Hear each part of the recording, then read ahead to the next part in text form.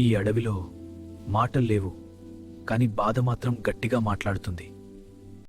అన్నా, ఆకలి వేస్తోంది. కొంచెం ఓపిక పట్టమ్మా. ఓపిక చెప్పడం సులువు, ఆకలి భరించడం కాదు. బలం ఉన్నా గాయం ఉంటే అడుగు ముందుకు పడదు. ఈ ఆకలి మనిషిని కాదు, మృగాన్ని మార్చేస్తుంది.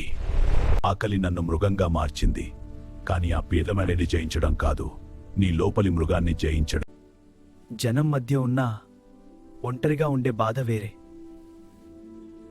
భయం పరుగెత్తనివ్వదు, కాని ఆశ ఆపదు. అన్నా, భయపడకు, నేను ఉన్నాను. ధైర్యం అంటే ఎదురుగా నిలబడటం. నీకు నాకు బాధ ఒక్కటే, సహాయ జాతి అడ్డురాదు. నీ కాలికి ఇంకా ఎందుకు పడుతున్నావు? బాధ తెలిసినవాడే ఇంకొకరిని కాపాడు. చిన్న సహాయం, పెద్ద చిరునవ్వు. భయపడకు, మేమున్నాం. దయ చూపితే భయం కూడా తగ్గుతుంది. బలం అంటే దాడి కాదు, కాపాడటం. అన్నా, మనం గెలిచామా? ఇప్పుడే మొదలైంది. ఒంటరిగా బాధపడితే ఓటమి, కలిసి నడిస్తే అడవితో ముగియదు. ఇది మన జీవితాల వరకు వస్తుంది.